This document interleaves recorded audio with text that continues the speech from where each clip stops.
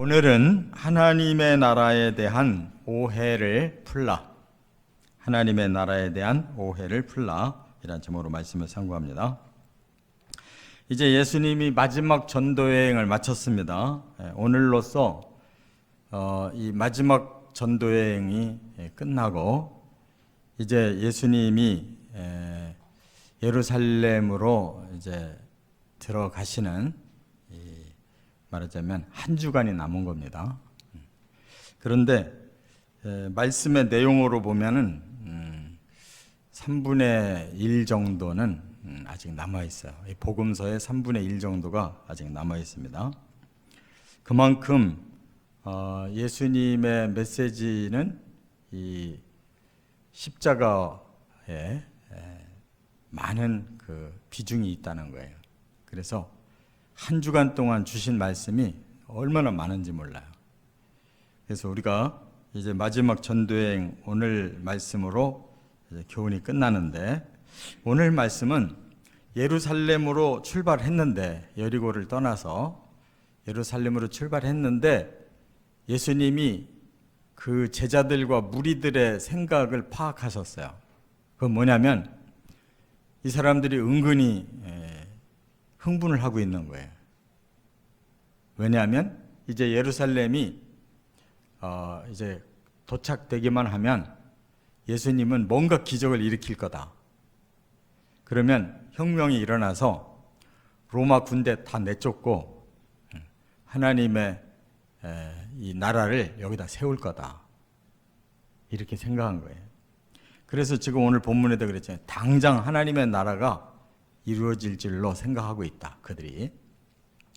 근데 예수님은 예루살렘 들어가시면 오히려 일주일 후에 돌아가셔야 되는데 이렇게 생각이 딴판에, 제자들과 무리들은 이제 새로운 세상을 예수님 만들 거다 기대하고, 예수님은 오히려 사람들의 죄를 용서해 주시기 위해서 대신 죽어야 되고, 얼마나 생각이 다르냐고요. 그러니까 정말 우리가 신앙생활 한다고 하지만 정작 하나님 생각하고 우리 생각하고 딴판일 수가 있는 거예요. 이 하나님 나라 하나만 놓고 봐도 얼마나 차이가 많냐면, 2000년 전에 예루살렘에 하나님의 나라가 세워질 줄로 알았던 사람들이 그 후에 예수님을 오히려 십자가에 못 박아버리고, 그 다음에 서기 70년에 하나님께서 벌을 내리셔서 로마가 이스라엘을 쳐들어와서 완전히 절단이 나버렸어요.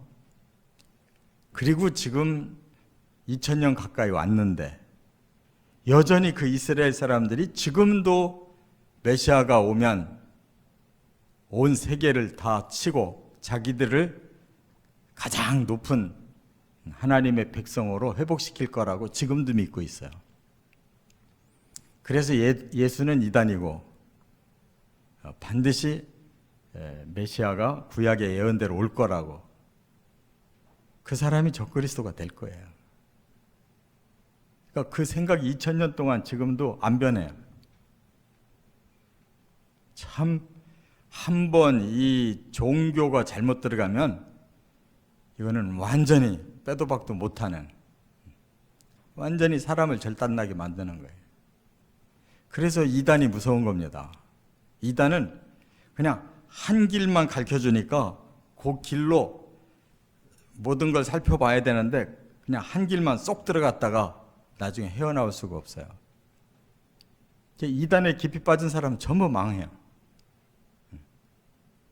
지금 예수님이 바로 그걸 파악하고 그게 아니라는 사실을 가르쳐주려고 문화 비유를 해주셨는데, 이 문화라고 하는 말은 이 화폐 단위예요. 마태복음 25장에도 5달란트 비유가 있잖아요. 여기서도 그와 비슷한 비유로 말씀을 하고 있어요. 달란트와 문화는 뭐가 다르냐? 달란트는 금의 화폐예요. 그렇기 때문에 굉장히 이 5달란트 그러면은 어마어마한 돈이에요. 거의 조에 해당되는 돈이에요. 그런데 여기 문화라고 그러면은 보통 100드라크마, 100달란트, 이게 한 문화가 100달란트 정도, 아니 100데나리온, 드라크마 정도 되니까 우리가 그동안 많이 사용했던 이 성경의 화폐 단위 중에 데나리온 그러면 한 데나리온이 하루 품삯이에요. 그럼 한 문화를 받으면 100일 품삯을 받은 거예요. 그러니까 예를 들면 우리가 1년에 연봉이 3천만 원이다. 그러면 한 300일 정도 일하면 많이 했겠죠. 그러면 3분의 1, 그러면 3천만 원에 3분의 1이면 1,000만 원이잖아요. 그러니까 이 한 문화를 받았다 그러면 1,000만 원 정도를 생각할 수 있는 거예요. 보통 사람들의 그 품삯으로. 그런데 이 문화의 비유는 달란트 비유하고 좀 달라요. 예수님이 이 말씀을 한 것은 전체 스토리를 말하려고 한 거예요. 그렇기 때문에 오늘 이 비유를 우리가 잘 깨달아야 제대로 예수님을 다시 오시는 예수님을 만나고 그때 하나님의 나라에 우리가 완성에 참여해야 된다는 거예요. 왜 이 말씀이 그 또 초점이 중요하냐 하면 예수님이 이 바로 앞에서 하신 말씀이 그 여리고의 그 삭개오를 구원하신 다음에 인자가 온 것은 잃어버린 영혼을 찾아 구원하기 위해서 왔다 그랬거든요. 그러니까 지금 이 시대는 그거 하고 있어야 되는 시대예요. 잃어버린 영혼을 찾아서 구원하는 시대예요. 지금은. 그런데 사람들이 여기 하나님 나라가 다 만들어졌다. 그거를 누리려고 하기 때문에 예수님이 오해를 풀어주시는 거예요. 지금이 일할 때지 하나님 나라가 왔다고 누릴 때가 아니라는 거예요. 그건 예수님이 다시 오실 때가 하나님 나라가 완성되는 때예요. 그때 우리가 하나님 앞에서 계산을 해야 돼요. 이게 문화 비유라는 거예요. 세 가지로 말씀 나눠지면 첫째, 11절부터 13절에 보면 귀인이 왕위를 받으러 먼 나라로 갔다 그랬어요. 여기 귀인이라는 것은 바로 예수님을 말하는 거예요. 예수님이 왕위를 받으러 먼 나라로 갔다. 이 영안이 열린 사람 바로 깨달아요. 예수님이 이제 십자가 지시고 부활하신 다음에 결국 하늘로 가신다는 거예요. 승천하실 거예요. 그 표현을 먼 나라로 가셨다. 왕위를 받으러. 그러면 뭐 어떤 왕위일까요? 예수님이 심판의 왕으로 오시는 거예요. 그래서 이 세상을 구원하기 위해서는 심판이 이루어져야지 구원이 오는 거예요. 공의롭게 판단을 해서 악한 사람들을 처벌해야 의로운 백성들을 모아서 영원한 나라를 세우는 거지. 이런 공의가 없으면 구원이 없어요. 그래서 천국도 준비해 놓고 다시 오셔서 이 세상을 싹 심판해서 악을 다 처단한 다음에 의로운 구원 받은 자들을 그 나라로 데리고 가시는 것이 그게 예수님의 하실 일이에요. 그런데 지금 사람들은 지금 예수님이 예루살렘 들어가서 놀라운 기적을 일으켜가지고 그들이 생각하는 모든 이방인들, 악한 자들을 쳐버리고 이스라엘 선민을 구원해서 높이 세워주실 거다. 이렇게 믿고 있는 거예요. 그래서 예수님이 그것이 아니다라는 걸 밝히려고 귀인이 왕위를 받으러 먼 나라로 갔다. 이렇게 표현한 거예요. 그런데 이것을 잘 깨닫지를 못하면 이게 구분이 안 돼요. 왜냐하면 아직 예수님이 예루살렘으로 가셔서 십자가를 지셔야 되고 부활을 하셔야 되고 또 제자들을 다시 모아서 성령을 기다리게 해야 되고 하는 이 사역이 남아 있거든요. 그런데 이 사역을 설명하기도 지금 모질한데 사람들이 당장 하나님 나라가 펼쳐질 걸로 알으니까 그런 사역을 설명하기도 전에 미리 승천과 또 재림에 대한 말씀을 하셔야 되니까 이게 사실 얼마나 어려운 비유냐고요. 알아들을래 알아들을 수가 없는 비유지. 지금 우리니까 모든 걸 알고 앞뒤를 다 살펴보니까 예수님은 이미 십자가 지시기도 전에 사람들한테 부활 승천과 천국 예비와 재림까지 말씀하고 계시는구나라고 우리는 알지만 이 하나의 비유로 어떻게 그걸 깨닫느냐 말이에요.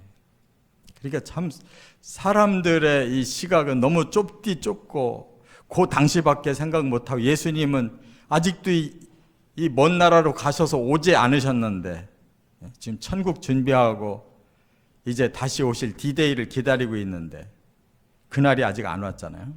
근데 이렇게 모든 비유로 모든 시작과 끝을 다 말씀하고 있다는 것은 예수님은 얼마나 그 마음에 모든 걸 다 알고 계시냐 그 말이에요. 그 사람들이 이해할 수 있는 쉬운 비유로 이렇게 풀어서 설명을 하고 그것이 아직도 진행 중이라 그러면 얼마나 위대한 것이냐 하는 걸 깨달아야 돼요. 그래서 이 10명의 종에게 한 문화씩을 나눠준 거예요. 10사람의 종에게. 그래서 우리가 조금 오해할 때도 있는 열문화 비유라고 그러는데 열문화 비유가 아니에요. 원칙적으로 한 사람에게 한 문화씩 준 거예요. 이와 같이 마태복음과 여기 누가복음의 이 비유는 조금 다르다는 거. 마태복음에서는 5달란트, 2달란트, 1달란트 처음부터 차등적으로 줬어요. 근데 여기서는 10문화를 가지고 10명의 종들에게 한 문화씩을 똑같이 나눠줬다 이거예요. 기회가 똑같아요. 그럼 나중에 그 결과의 차이에 의해서 사람들이 자기가 책임을 져야 되는 거예요. 그렇다면 예수님께서 우리의 죄를 먼저 풀어주셔야 되고 그 다음에 다시 오셔서 우리의 저주를 풀어주셔야 우리가 그때 구원받은 하나님의 백성이 돼서 하나님 나라를 들어가는 건데 이스라엘 백성들은 죄사함도 생각이 없고 저주를 풀어야 되는 것도 아무 생각이 없는 사람들이에요. 그러니까 여전히 그들은 자기들의 그 생각, 그게 바로 성경을 오해하고 만드는 미시나와 탈무드예요. 그게 예수님 당시에 예수님을 비판했던 자기들의 율법 기준이고 예수님은 너희들이 오해하고 있다고 하는 그것이 바로 성경이 아닌 바로 엉뚱한 자습서 가지고 잘못 풀은 걸 가지고 그걸 자꾸 하나님 말씀이라고 거꾸로 예수님을 공격했기 때문에 너희들이 하나님의 뜻을 몰라서 하는 소리다. 성경을 몰라서 하는 소리다라고 계속 말씀했어요. 정말 성경을 읽을수록 참 이스라엘 사람들이 그냥 꼭 막힌 사람들이고 답답한 사람들이에요. 얼마나 고집이 센지. 사탄이 바로 그렇게 사이드로 진리를 왜곡시키도록 만들어가지고 그렇게 선민까지도 시험한 걸 볼 수가 있어요. 지금도 마찬가지예요. 같이 잘 믿던 사람들이 어느 날 삐뚤어져가지고 이단에 들어가서 그 맹신하고 있는 사람들 바로 이런 식으로 이렇게 삐뚤어지게 하는 거예요. 전체를 알지를 못해요. 그냥 하나만 알면 그것으로 막 깊이 들어가 버리는 사람들. 이와 같이 우리는 하나님이 우리에게 주신 이 놀라운 진리를 전체를 알고 믿어야 된다는 거 꼭 깨달으시 바랍니다. 두 번째, 14절부터 19절까지 보면 귀인이 돌아와 종들의 보고를 받았다 이렇게 말씀하고 있어요. 귀인이 먼 나라로 왕위를 받으러 가서 이제 받아가지고 돌아왔다는 거예요. 돌아와서 뭘 했느냐, 한 문화씩 나눠준 그 종들 다 불러놓고 너는 어떻게 일했느냐라고 보고를 받았다는 거예요.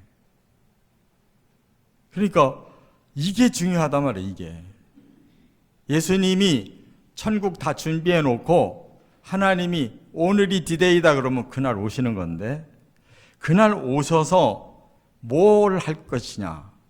바로 심판을 하는 거예요. 판단하신다 그 말이에요.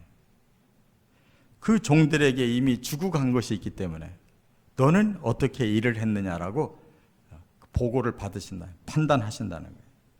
그래서 이제 한문화에 대한 그 결과를 물으셨다 그 말이에요. 그런데 첫 번째 종은 한문화 가지고 10문화 남겼습니다라고 보고했어요. 그러니까 10배로 늘린 거예요. 그랬더니 그 귀인이 잘하였다 착한 종아 이렇게 말했어요. 잘했다, 이게 칭찬이죠. 그리고 착한 종이다. 그래서 착하다라는 말은 뭐예요? 자기 욕심 안 부리고 상대를 위해서 잘 섬기는 걸 보고 착하다 그래. 예수님이 우리에게 너는 참 착하다 그러면 지 고집대로 안 한 거예요. 예수님 뜻대로만 한 거라고요. 그래야 우리를 칭찬하시는 거예요.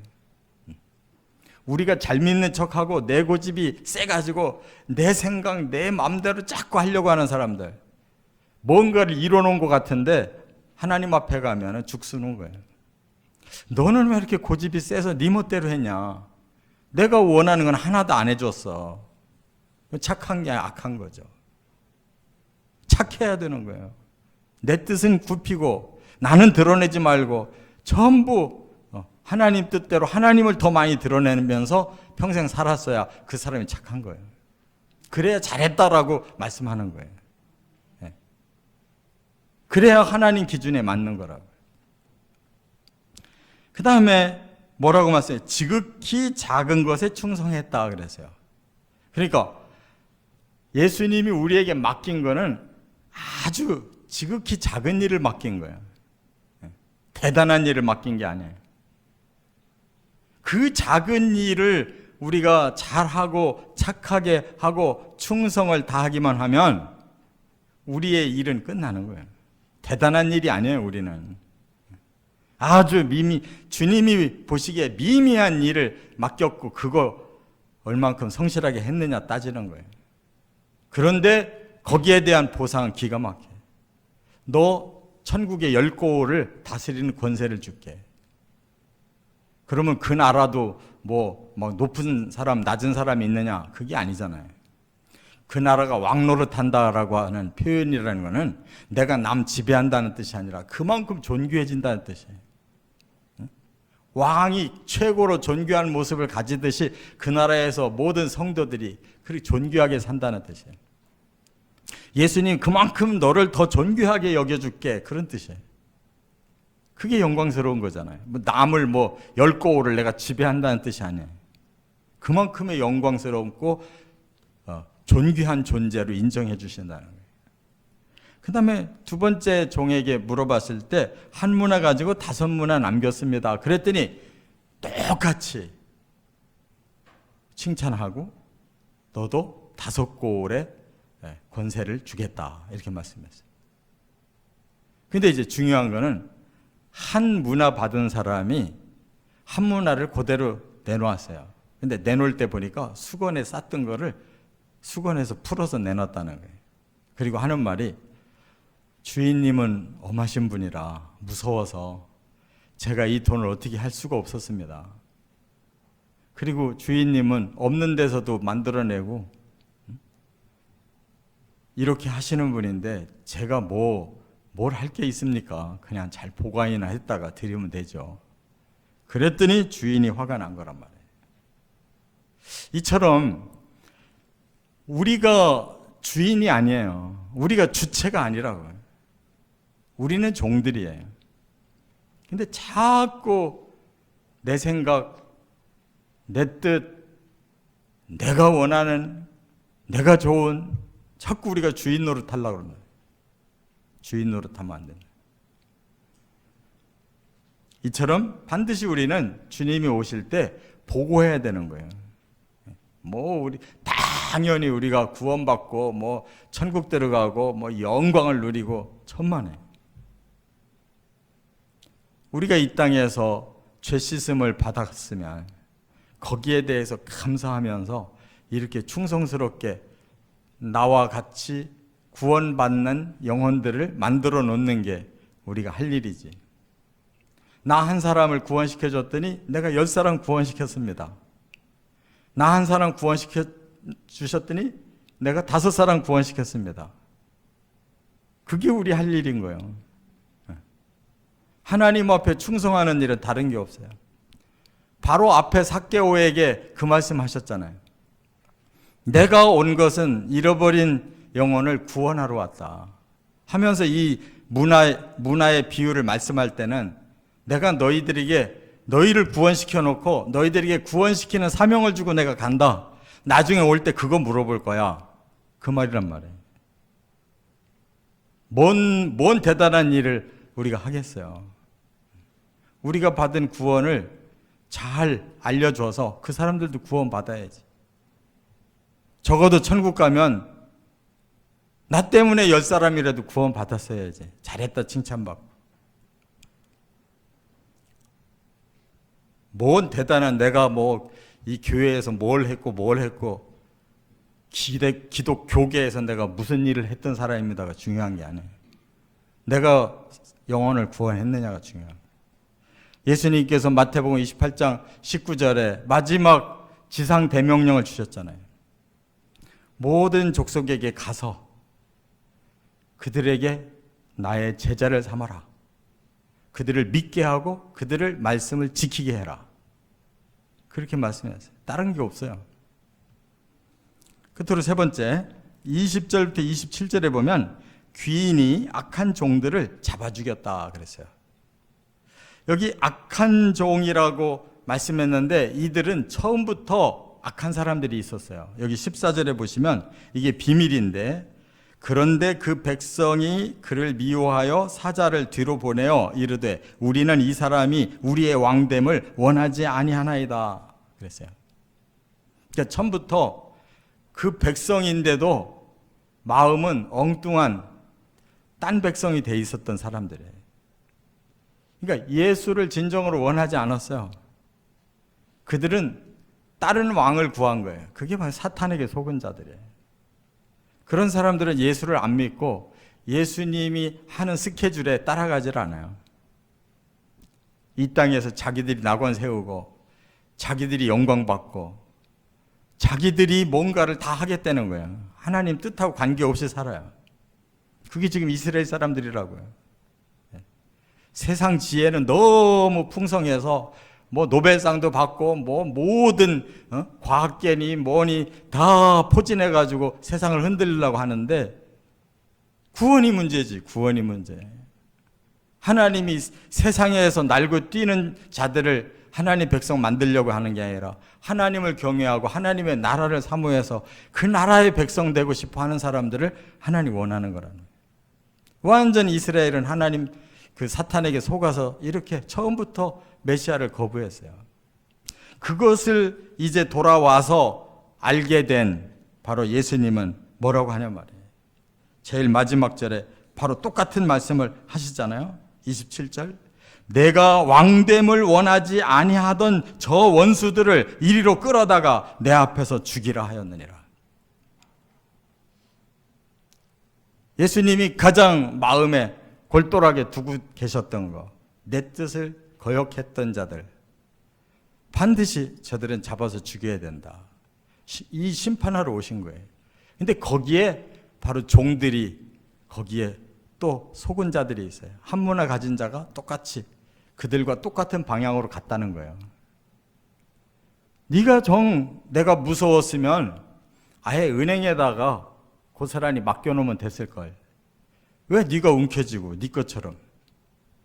주인의 것이고 주인이 무서우면 아예 너는 관여하지 말고 주인 이름으로 은행에다가 예금만 해놔도 이자리에도 나왔을 거 아니야. 네가 일 안 하면 다른 사람이 일을 해놨을 거 아니야. 왜 네가 직분 맡고 사명 맡고 역할 맡고 다 해놓고 네 자신이 움켜쥐고 하나도 일을 못하게 만들어놨어. 너 때문에 일이 안 됐어. 너 때문에 사람이 구원 못 받았어. 우리가 주장해가지고 구원을 더 못 시켜놨단 말이에요. 그래서 악한 종에 똑같이 포함돼서 죽여라 그랬어요. 이게 무서운 말씀인 거예요. 왜 처음부터 악한 사람들을 하고 지금 한문화를 줬던 종하고 왜 똑같이 취급하느냐. 너도 사탄 짓 했어. 그럼 우리는 목사가 됐든 장로가 됐든 권사가 됐든 그게 문제가 아니에요. 그날에 가서 한문화 그대로 싸들고 있다가 바친 사람이 바로 그런 사람이 되는 거예요. 네가 왜 귀한 직분 받아놓고 왜 구원받을 사람들 가로막아 놨어? 왜 네가 주장해가지고 오히려 사람들 시험 주고 다 떨어뜨려 버렸어? 차라리 네가 주관 안 하고 내 이름으로 은행에다 예금이나 해놨으면 너하고 관계없으면 저절로 불어났을 건데 바로 바리새인들이 그 짓을 해서 예수님이 너희들은 화가 있을 것이다. 너희도 구원 못 받고 구원 받고자 하는 사람도 가로막아서 못 받게 했다. 그 당시의 지도자들의 지금 지도자들이 그런 일을 할 수 있다는 거예요. 괜히 자기들이 주관해가지고. 이것이 얼마나 중요한, 얼마나 무서운 문화 비유냐고요. 상 받냐 못 받냐가 중요한 게 아니고 깨닫고 정말 주님의 모든 뜻에 그 스케줄에 맞춰서 순종해가는 저와 여러분들 되시기를 주의 이름으로 축원합니다.